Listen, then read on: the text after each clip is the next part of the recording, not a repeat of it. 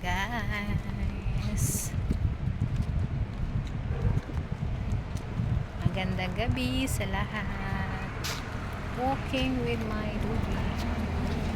Ayan siya.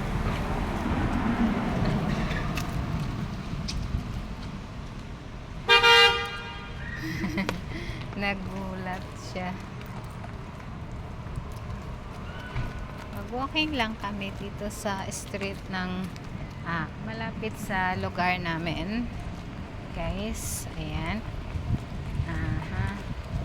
Ito pala is dito sa Broadcast Drive dito sa Hong Kong. Ayan, may malaking puno dito ng baliti. Baliti nga ba? Ayan, malaki yan guys. So, iikot. Ano nangyari sa paa mo? Iikot muna kami ng aking alaga.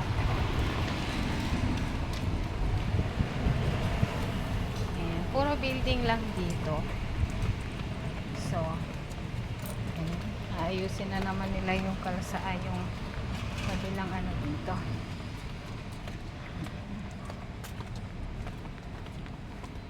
Ayan, puro bahay na dito, building. Ayan guys.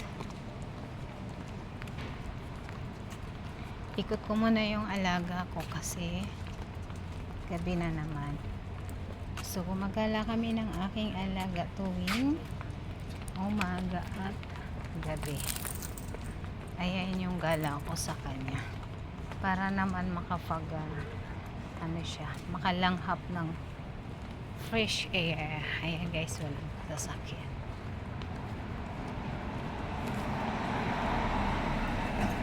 Para makalanghap ng fresh air yung aking tugi. Ayan, ang daming aso na dun sa kanila. Sigurado magagalit na naman yung lagat. Ayan guys, doon kami sa taas pupunta.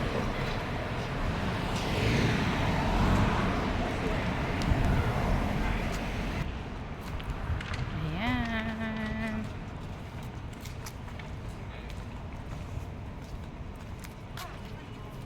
Walking muna.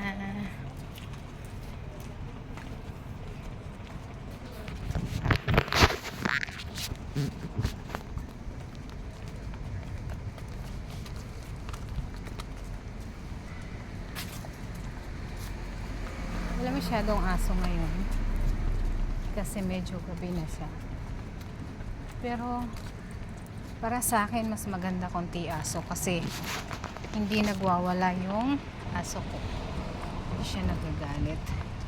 Kasi pag maraming aso nagagalit yung aso ko, gusto niyang puntahan yung mga aso, gusto niyang lapitan, kaya lang natatakot din ako kasi baka makagat ba. Alam nyo na,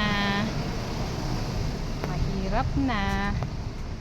Kaya ang ginagawa ko, nilalayo ko yung aso ko sa ibang aso, lalo na nakikita ko na malalaki yung aso. Hindi ko siya pinapalapit.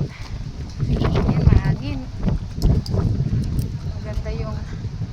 Maganda yung ngayon, yung panahon, mahangin siya.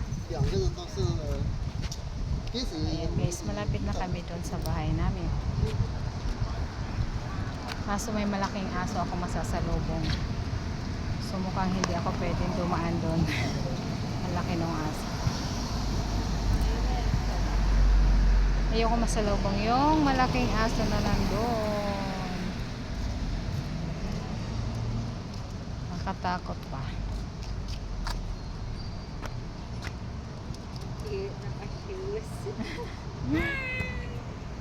Ay. Takot sa'yo, first time kang makita. Ayan, thank you for watching mga lahat.